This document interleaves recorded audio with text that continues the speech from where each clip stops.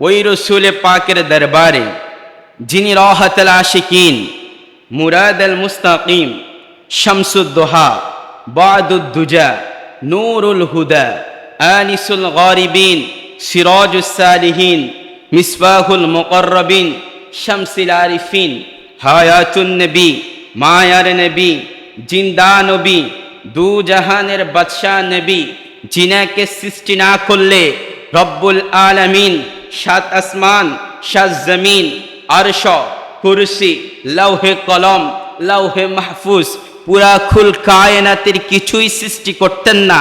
ওই রসুল পাকের মোহব্বত অন্তরে ধারণ করে সকলে আমার সাথে মোহব্বতে পড়ুন সাল্লাল্লাহু আলাইহি ওয়াসাল্লাম। প্যারে হাজিরিন, আজকের খুতবার আলোচ্য বিষয় হচ্ছে রসুল পাকের সুন্নাত এবং খতমে নবুয়ত। সুবহানাল্লাহ। আল্লাহ পাক রব্বুল ইজ্জাত যেন আমার জবান দিয়ে কালিমাতুল হক জারি করে, উচ্চ কণ্ঠে বলি আমিন। তো সর্বপ্রথম আমরা কোরআনুল কারীম থেকে শুরু করতে চাচ্ছি। তো কোরআনুল কারীম থেকে কিভাবে শুরু করব? কোরআনুল কারীম কি? 104খানা কিতাবের মধ্যে যে কিতাবটা শ্রেষ্ঠ কিতাব, ওই কিতাবের নাম কি? জোরে বলেন, ওই কিতাবের নাম কি? আল কোরআন। ওই কোরআন আল্লাহ বান্দাদেরকে দিয়েছে, কিন্তু কোরআনের সর্বপ্রথম সূরাতুল ফাতিহার পরে, এটা তো হচ্ছে সূরাতুল ফাতিহা হচ্ছে কোরআনের যে মূল অংশ, তারপরে যেই সূরা দিয়েছে সূরাতুল বাকারা। বাকারা অর্থ গাবি। বাকারা অর্থ কি? গাবি। এবার প্রশ্ন রাখতে চাই, কোরআন কি মানুষ পড়বে না গাবি পড়বে? কথা বলেন না। কোরআন পড়বে কে? কোরআন পড়বে মানুষ, গাবি তো কোরআন পড়বে না। তো আল্লাহকে বান্দা হিসেবে জিজ্ঞাসা করলাম, ও রব, কোরআন তো গাবি পড়বে না, কোরআন তো পড়বে বান্দা, তো সর্বপ্রথম গাবি দিয়ে শুরু করলেন কেন? গাবিকে যদি কোরআন খুলে দেই, এ গাবি কোরআন পড়, গাবি তো কোরআন পড়তে পারবে না। ও আল্লাহ, গাবি দিয়ে কেন কোরআন শুরু করলেন? আল্লাহ বলে, বান্দা, হাকিকত তুমি বান্দা বুঝো না, হাকিকত বুঝি আমি আল্লাহ। আল্লাহ বলে, বান্দা কোরআন পড়তে লাগো। আমরা কোরআন পড়তে লাগলাম। 1 পারা পড়লাম, 2 পারা পড়লাম, 3 পারা পড়লাম, 4 পারা পড়লাম, 5 পারা পড়লাম, একে একে 29 পারা শেষ হয়ে গেল। 30 নাম্বার পারাও শেষ হয়ে গেল। শেষ একখানা সূরা, সূরাতুন নাস। অবাক হয়ে গেলাম, ও মালিক, শুরু করলেন গাবি দিয়ে, তো শেষ করলেন মানুষ দিয়ে, কারণ কি? কারণ কি? কারণ কি? আল্লাহ বলে, বান্দা, হাকিকত বুঝি আমি আল্লাহ, সেই জন্য তোমাদেরকে যদিও মানুষ রূপে বানিয়েছি, তোমাদের আকল, জ্ঞান, বুদ্ধি, বিবেক তেমন মানুষের মতো হতে পারে নাই, বিদায় গাবি দিয়ে শুরু করেছি। জ্ঞান শূন্য, জ্ঞানহীন দিয়ে শুরু করেছি। যখন তোমরা জ্ঞান ছাড়া কোরআন পড়া শুরু করতে লাগলা, আর কোরআন পড়লা, কোরআন বুঝলা, কোরআনের এলেমগুলি নিজের ভিতরে ধারণ করলা, করতে করতে 1 পারা, 2 পারা, 5 পারা, 10 পারা, 20 পারা, 30 পারা, শেষ নাম্বার পারার যখন সূরা নাসের সূরা নাস শেষ করলে, গাবি হয়ে ঢুকলে, তো মানুষ হয়ে বাইর হলে। আরো জোরে বলেন। ওই কোরআন এমন কোরআন, দুনিয়ার রাইটার যখন কোন বই লেখে, ওই রাইটার লেখে কি, যে আমার বইয়ের মধ্যে যদি কোনো ভুল থাকে অবশ্যই যোগাযোগ করবেন, পরবর্তী ছাপানোর সময় আমি ঠিকভাবে চাপিয়ে দিব, ঠিক কি না? কিন্তু আল্লাহ কোরআন দিলেন বিশ্বের বুকে। ও দুনিয়ার মানুষ, ধরো ধরো, এই কোরআন দিলাম মুস্তাফার থেকে, মুস্তাফার মাধ্যমে কোরআন দিলাম, এই কোরআন তোমরা পড়ো। এই কোরআন কেমন কোরআন? আল্লাহ কোরআনের শুরুতেই বলে দিচ্ছেন, যালিকাল কিতাবু লা রাইবা ফীহি হুদাল লিল মুত্তাকিন। যালিকাল কিতাব, এই কিতাবে কোনো সন্দেহ নাই। যালিকাল কিতাবু লা রাইবা ফীহি হুদাল লিল মুত্তাকিন, এই কিতাবে সন্দেহ নাই তো নাই, সন্দেহের অবকাশ নাই। এই কিতাব যারা পড়বে তারাই মুত্তাকিন হবে। সুবহানাল্লাহ। আরো জোরে বলেন না সুবহানাল্লাহ। তো আমরা যখন নবীজির শানের কথা বলবো, সেইটা নিজের মন গড়া নয়, কোরআন থেকে বলবো, ঠিক কিনা? কথা বলুন। কোরআন থেকে বলবো। তো শুরু করছি কুরআনুল কারীম ফুরকানুল হামিদের মধ্যে আল্লাহ বলে, লাকাদ কানা লাকুম ফি রাসূলিল্লাহি উসওয়াতুন হাসানা। ইয়া রাসূলুল্লাহ, ইয়া হাবিবাল্লাহ, আপনাকে দুনিয়াতে প্রেরণ করেছি, দুনিয়াতে পাঠিয়েছি। কিভাবে? কোন সূরতে? মানব জীবনের যত আদর্শ রয়েছে সকল আদর্শের উত্তম আদর্শ হিসেবে আপনি রাসূলকে দুনিয়াতে পাঠিয়েছি। আরো জোরে বলেন না সুবহানাল্লাহ। ওই রাসূলে পাকের এত চমৎকার চরিত্র, এত চমৎকার চরিত্র আমি বললে আপনি কি করে বুঝবেন? বলতে চাচ্ছি, ইহুদি গবেষক এখনো যদি হাতে মোবাইল থাকে চার্জ করতে পারেন গুগলে, লেখকের নাম মাইকেল এইচ হার্ট, লিখেছেন দ্য 100 নামক বই, 100 মানুষের জীবনে। তিনি সেখানে কি করলেন? ইহুদি, খ্রিস্টান, নাসারা, এই রকম যত গোত্র আছে, যত ধর্ম আছে, সকল ধর্মের বড় বড় নেতাদেরকে নিয়ে একখানা বই লিখলেন। এই রকম বড় বড় নেতা মিল করে 100 জন করার পর তিনি সর্বপ্রথম যার জীবনে লিখলেন, তিনি কোনো বৌদ্ধ ধর্মের গুরু নয়, খ্রিস্টান ধর্মের গুরু নয়, নাসারা ধর্মের গুরু নয়, তিনি হচ্ছেন ইসলাম ধর্মের মূল নেতা নবী মুহাম্মদ রাসূলুল্লাহ। চিৎকার মেরে বলি সুবহানাল্লাহ। ওই রাসূলে পাকের শান বুঝেছে ইহুদি গবেষক, ঠিক না? কিন্তু আফসোসের ব্যাপার, আমরা মুসলমান হয়ে কিছু কিছু মানুষ মুস্তাফার বিরুদ্ধে কথা বলি, ঠিক না? আসে না, আসে না? ওই রাসূলে পাকের ইজ্জত ও আজমতের বিরুদ্ধে কথা চলবে না। মুস্তাফার শান বৃদ্ধি করেছে আমার আল্লাহ। কেমন করে? কুরআনুল কারীমের মধ্যে আল্লাহ বলে, ইয়া আইয়ুহাল্লাযীনা আমানু ওয়া আমিনু। সুবহানাল্লাহ। আল্লাহ, এত চমৎকার ভাষা। আপনি বলছেন ইয়া আইয়ুহাল্লাযীনা আমানু, হে ঈমানদারেরা, ওয়া আমিনু, তোমরা ঈমান আনো। মালিকেরা তো ঈমানদারি, এরা কিভাবে আবার ঈমান আনবে? এই আয়াতের তাফসীরে বলছে, আইয়া সাহাবী, সাহাবীরা যেইভাবে ঈমান এনেছে ওইভাবে ঈমান আনবে। সাহাবীদের ঈমান কি ছিল? সাহাবীদের ঈমান কি ছিল? সাহাবীদের ঈমান ছিল আল্লাহু ওয়া রাসূলুহু আ'লাম, আল্লাহু ওয়া রাসূলুহু আ'লাম। আল্লাহ জানে, নবী জানে, আল্লাহ জানে, নবী জানে। আর আজকের মুসলমান কিছু আলেম বলছে আল্লাহ জানে, নবী জানে না। নাউজুবিল্লাহ বলেন, আরো জোরে বলেন নাউজুবিল্লাহ। শুধু সেইখানে ক্ষান্ত নয়, আরো চমৎকার করে বলছি, সাহাবীরা রাসূলকে কেমন ভালোবাসতেন। দুনিয়ার কোন রাজা, কোন মন্ত্রীর বেলায় আমরা এমন চমৎকার ঘটনা দেখি নাই। যদি বলেন কেমন? কোন রাজার গায়ের ঘাম তার প্রজারা নিজের গায়ের মধ্যে মেখেছে? ইতিহাসে শুনেছেন?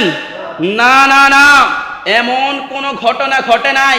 বিশ্বের ভূখণ্ডের মধ্যে একজন ব্যক্তি যার ঘাম সাহাবারা তার শিষ্যরা গায়ে মেখেছে। সাহাবীরা বলছে মুস্তাফা থুতু মাটিতে ফেলতে দিব না। আরে ভাই, সাহাবীরা তো এত ভাবে কারাকারি করত, এক সাহাবীর কাছে যখন মুস্তাফার ঘাম, মুস্তাফার থুতু মুবারক চলে যেত, আরেক সাহাবী তার সাথে কোলাকুলি দিয়েও তারা ওই গায়ে সুঘ্রাণ নিজের গায়ে মাখত। শুধু তাই নয়, রাসূলে পাকের মুখ খেয়ে, রাসূলে পাকের প্রস্রাব খেয়ে বলছে শরবতের থেকেও মজা। চমৎকার কথা না? ওই রাসূলে পাকের আদর্শ ফলো করার দরকার আছে না নাই? আরো জোরে বলেন, আছে না নাই? ওই নবীর কেমন আদর্শ, কেন আমরা ওই রাসূলকে ফলো করব? ওই রাসূলকে ফলো করার কারণেই তো আবু বকর সিদ্দিক আকবর হয়েছে, ঠিক কি না? ঠিক কি না? শুধু তাই নয়, ওই রাসূলকে ফলো করার কারণে ওমর ফারুক আজম হয়েছে। ওই রাসূলের চলাচল, ওই রাসূলের সুন্নাত ফলো করার কারণেই উসমান জিন্নুরাইন হয়েছে। ওই রাসূলকে ফলো করার কারণে মাওলা আলী আসাদুল্লাহ হয়েছে। আরো জোরে। শুধু তাই নয়, ওই রাসূলকে ফলো করার কারণেই আনসার মুহাজির সাহাবীরা এত সম্মানিত হয়েছে। ওই রাসূলকে ফলো করার কারণেই ইমাম হাসান হুসাইন জান্নাতের যুবকের সর্দার হয়েছে। আরো জোরে বলেন না সুবহানাল্লাহ। ও প্যারে হাজরিন, ওই রাসূলে পাকের শানকে আঁকড়ে ধরতেই হবে। ওই রাসূলে পাকের শানকে আঁকড়ে ধরতেই হবে। ওই রসুলে পাকের শান যদি আপনার ভিতরে না থাকে, ওই রসুলে পাকের সুন্নাত যদি আপনার ভিতরে না থাকে, তো আপনি কখনো প্রকৃত মানুষ হতে পারবেন না। এবার আসেন ওই রসুলের একখানা সুন্নতের কথা বলে দিয়ে যাই। আমার রসুল মায়ার নবী হাবিবে কিবরিয়া সরকারে মদিনা বলেছে, উম্মতরা শোনো, যখন তোমরা খাবার খাবে, খাবার খাওয়ার পর আঙ্গুলগুলো চেটে খাবে, ঠিক কিনা? রসুল বলেছেন কিনা? রসুল বলেছে যখন তোমরা খাবার খাবে, খাবার খাওয়ার পর আঙ্গুলগুলো চেটে খাবে। কেন খাবো চেটে, সেটা তো মুস্তাফা বলে নাই। 1450 বছর পরে আজ বিজ্ঞান বলছে রসুলে পাক কেন বলেছে আঙ্গুল চেটে খেতে। জানো, মানুষ যখন খাদ্য খায় তার আঙ্গুল থেকে ওয়ান কাইন্ড অফ প্লাজমা বাহির হয়। যখন মানুষ খাওয়ার শেষ করে আঙ্গুলটা চোষণ করে, তখন ওই ওয়ান কাইন্ড অফ প্লাজমা তার ভিতরে চলে যায়, আর ভিতরে প্লাজমা গিয়ে হজম শক্তি বৃদ্ধি করে, সে যা খাবে তা হজম করে দিবে। আল্লাহ, আরো জোরে বলেন না সুবহানাল্লাহ। এটা হচ্ছে আমার নবীর শান। আরে ভাই, এটা হচ্ছে আমার নবীর ইজ্জত, এটা হচ্ছে আমার নবীর সুন্নত। সবাই বুঝে না, সবাই বুঝবে না, আপনাকে বুঝতেই হবে মুস্তাফার শান। আপনাকে মুস্তাফার শান বুঝতেই হবে। এবার আসুন, বাংলার জমিনের কিছু কাজ্জাবে রসুল, কিছু গুস্তাগে রসুল রসুলে পাকের খতমে নবুয়তকে অস্বীকার করে, ঠিক কিনা? কথা বলবেন। রসুলে পাকের খতমে নবুয়তকে অস্বীকার করে। তাদের মধ্যে একজন বক্তা, যাকে তারা শায়েখ বলে, শায়েখ আহমদুল্লাহ, কিছুদিন আগে বলেছিল রসুলে পাক কামলিওয়ালা নাকি 40 বছর পর নবুয়তি পেয়েছে, তার আগে তিনি নবী ছিলেন না। নাউজুবিল্লাহ বলেন না। 40 বছর আগে যে রসুল নবী ছিলেন সেটা আমি বলি নাই। হাদিসের নাম তিরমিজি শরীফ, সুনানে তিরমিজি শরীফের চমৎকার হাদিস। ওয়ান আবু হুরায়রা রাদিয়াল্লাহু তাআলা আনহু قال قالوا يا رسول الله صلى الله عليه وسلم। রসুলকে আবু হুরায়রা রাদিয়াল্লাহু তাআলা আনহু প্রশ্ন রাখলেন, ইয়া রাসূলুল্লাহ, ইয়া হাবিবাল্লাহ, মাযা, ইয়া রাসূলুল্লাহ, ইয়া হাবিবাল্লাহ, আপনি কখন থেকে নবী হয়েছেন? আপনি কখন থেকে নবী হয়েছেন? তখন আমার রসুল বলছে, ও আবু হুরায়রা, শুনে রাখো, আমি কামলিওয়ালা কখন থেকে নবী। চমৎকার হাদিস দিচ্ছি। ডক্টর আহমদুল্লাহ সেই কথাটাকে আজকে খণ্ডন করছি। ডক্টর আহমদুল্লাহ বলেছিলেন রসুলে পাক সাল্লাল্লাহু আলাইহি সাল্লাম নাকি 40 বছর পর নবুয়ত পেয়েছে, তার আগে রসুলে পাক নবী ছিলেন না। হাদিসের নাম হচ্ছে সুনানে তিরমিজি শরীফের হাদিস। ওয়ান আবু হুরায়রা রাদিয়াল্লাহু তাআলা আনহু قالوا يا رسول الله صلى الله عليه وسلم متى وجبت لك النبوة قال وآدم بين الروح والجسد। সুবহানাল্লাহ। যখন আবু হুরায়রা রাদিয়াল্লাহু তাআলা আনহু প্রশ্ন করলেন, ইয়া রাসূলুল্লাহ, ইয়া হাবিবাল্লাহ, ও গো মায়ার নবী, মাতা ওয়াজাবাত লাকান নবুওয়া, আপনি কখন থেকে নবী? আমার রসুল আবু হুরায়রার কথার উত্তর দিচ্ছে, ওয়া আদামু বাইনার রূহি ওয়াল জাসাদ, আদম নবী যখন আত্মা ও দেহের মধ্যবর্তী অবস্থায়, তখন আমি নবী। তার মানে আদম নবীর আগেও আমার নবী কি? কথা বলুন। আদম নবীর আগেও আমার নবী। শুধু সেখানেই ক্ষান্ত নয়, আল্লাহর এই দুনিয়াতে সর্বশ্রেষ্ঠ গ্রন্থের নাম আল কোরআন। আল কোরআনের পরে যেই গ্রন্থের স্থান, তার নাম হচ্ছে সহিহুল বুখারী। বুখারী শরীফের চমৎকার হাদিস। কি হাদিস চমৎকার! বুখারী শরীফের মধ্যে চমৎকার হাদিস এসেছে। হযরতে বুখারী শরীফের হাদিস,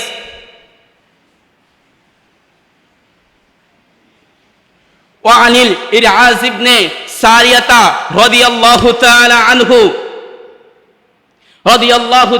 আনহু قال سمعت رسول الله صلى الله عليه وسلم। হযরতে ইরআজ ইবনে মুআজ মুআজ বলছে আমি রাসূলে পাক থেকে শুনেছি, সামিআতু রাসূলিল্লাহি সাল্লাল্লাহু আলাইহি ওয়াসাল্লাম, আমি রাসূলে পাক সাল্লাল্লাহু আলাইহি ওয়াসাল্লাম থেকে শুনেছি। কি শুনেছেন? রাসূলে পাক বলেছেন, ও দুনিয়ার মানুষ শুনো শুনো, ইন্নী আব্দুল্লাহ ওয়া খাতামান নবী, নিশ্চয় আমি আল্লাহর বান্দা ও শেষ নবী। আরো জোরে বলুন সুবহানাল্লাহ। তো রাসূল আপনি কখন থেকে শেষ নবী, কখন থেকে আল্লাহর বান্দা? রাসূল বলছেন তখন থেকে, ওয়া ইন্না আদামু লামু জাদিলুন, ওয়া ইন্না আদামু লামু জাদিলুন ফিদ দীনাতি, আমি তখন থেকেই আল্লাহর বান্দা ও রাসূল, যখন আদম নবীর দেহ ধুলায় গড়াগড়ি খাচ্ছে। তাহলে ওই সময়ও আমার নবী কি? আরো জোরে বলুন, ওই সময় আমার নবী নবী।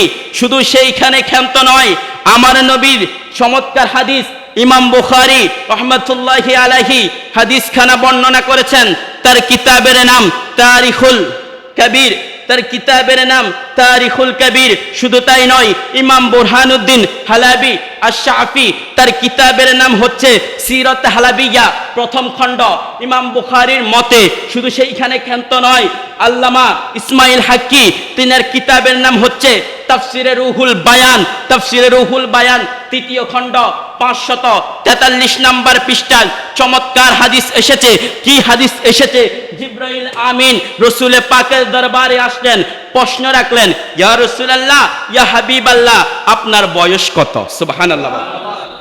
নবী বলে, জিবরাইল আমার বয়স কত আমি তোমাকে তা বলবো, কিন্তু আগে বলো তোমার বয়স কত। যখন এই কথা বললেন, জিবরাইল আমিন বলে, ইয়া রাসূলুল্লাহ, আমার ডেট অফ বার্থ তো আমার জানা নাই, তবে নবী গো একখানা কথা বলতে পারি, আমি একখানা জিনিস দেখেছি, সেই জিনিসটা যদি আপনাকে বলি হয়তোবা আপনি আমার বয়সটা গণনা করতে পারবেন। নবী বলে, ও জিবরাইল তুমি কি দেখেছো? জিবরাইল আমিন বলছে, ইয়া রাসূলুল্লাহ, ইয়া হাবিবাল্লাহ, ও গো মায়ের নবী, আমি দেখেছি আমাকে আল্লাহ যখন সৃষ্টি করলেন, সৃষ্টি করার পর আমি যখন আরশ আজিমে তাকালাম, তখন একটা স্টার দেখলাম, একটা তারকা দেখলাম। এই তারকাটা 70,000 বছর জ্বলছে, আবার যখন ডুবে যাচ্ছে 70,000 বছর ডুবন্ত অবস্থায় থাকছে। এই রকম জ্বলন্ত অবস্থায়, ডুবন্ত অবস্থায় আমি জিবরাইল 72,000 বার দেখেছি। আরো জোরে বলুন সুবহানাল্লাহ। কতবার দেখেছে? 72,000 বার। আমার রাসূল বলে, ও জিবরাইল, ওই স্টার, ওই তারকাটার নাম কি তুমি জানো? জিবরাইল আমিন বলছেন, ইয়া রাসূলুল্লাহ, ইয়া হাবিবাল্লাহ, ওই তারকাটার নাম আমি তো জানি না। আমার নবী বলে, আল্লাহে বিল্লাহে তাল্লাহে জিবরাইল, ওই তারকাটার কেহ নয়, ওই তারকাটা আমি নবী মুহাম্মদ রাসূলুল্লাহ সাল্লাল্লাহু আলাইহি সাল্লাম। চিৎকার মেরে বলি সুবহানাল্লাহ, আরো জোরে বলি সুবহানাল্লাহ। তো এই কথা দ্বারা বোঝা যাচ্ছে কখনো রাসূলে পাক 40 বছর আগেই জন্মলগ্নে পৃথিবী সৃষ্টি হওয়ার আগ থেকেই আমার নবী নবী। ঠিক কিনা? ঠিক কিনা বলেন না? আরে ভাই আপনি ঠিক বললো ঠিক, ঠিক না বললো ঠিক। হ্যাঁ ও বন্ধু, শুধু তাই নয়, আরেকটা ফিতনা ছড়িয়ে গিয়েছে। তাদের একজন আলেম যার নাম মামুনুল হক, আমি তার বিরুদ্ধে কোনো কথা বলছি না। ওই মামুনুল হক যখন কি করলেন, জেল থেকে বাইর হলেন, তার ভক্তরা তাকে রেলি দিলেন। আমার কোনো দ্বিমত নাই, আপনার ভক্ত আপনাকে রেলি দিল, সমস্যা নাই, তাকে রেলি দিয়ে রাস্তায় রাস্তায় ঘোরাচ্ছে, ভালো কথা। আমার প্রশ্ন হলো, ওই জায়গায় আপনার আলেম, আপনার শায়েখ ধরা খেয়েছে নারী সংক্রান্ত বিষয় নিয়ে। ওই নারী সংক্রান্ত বিষয় নিয়ে ধরা খেয়ে 501 নাম্বার রুমে থেকে ডিম থেরাপি খেয়ে ওই ব্যক্তি বাইর হয়ে আসলে যদি তার জন্য আনন্দ মিছিল, আনন্দ র্যালি করা যায়, আমার নবী তো ওই শায়েখেরও নবী, দু জাহানের বাদশা, ওই নবীর আগমনে আনন্দ মিছিল, আনন্দ র্যালি করা যাবে না? কথা বলেন, যাবে কি যাবে না? শুধু তাই নয়, মনে রাখতে হবে মুসলমান, এত বছর যত ফতোয়া দিয়েছে, এই বছর থেকে শুনে রাখবেন, কোন ব্যক্তি যদি রসুল পাকের মিলাদুন্নবীর বিরুদ্ধে একটা মাত্র ফতোয়া দিতে চায়, একটা মাত্র জবান দিয়ে কথা বলতে চায়, এই বছর সুন্নি মুসলমান তেজস্ব হয়ে গিয়েছে।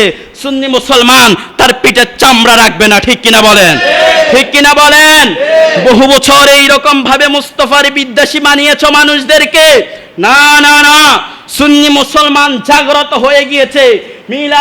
মিলাদুন্নবীর বিরুদ্ধে কথা বললে জোতা পেটা করে দেশ থেকে বাহির করবে। রাজি আছি? দুই হাত তুলে দেখান রাজি আছি। আল্লাহ কবুল করুক, চিৎকার মেরে বলি আমিন, আরো জোরে বলি আমিন। ওই রসুল পাকের শান ও আজমত ইজ্জত যেন আল্লাহ আমাদেরকে বুঝার তৌফিক দেয়, জোরে বলি আমিন। যারা সুন্নত পড়েন নাই সুন্নত পড়ে নেন। ওয়া আখিরু দাওয়ানা আলহামদুলিল্লাহি রাব্বিল আলামিন। আসসালামু আলাইকুম ওয়া রাহমাতুল্লাহ।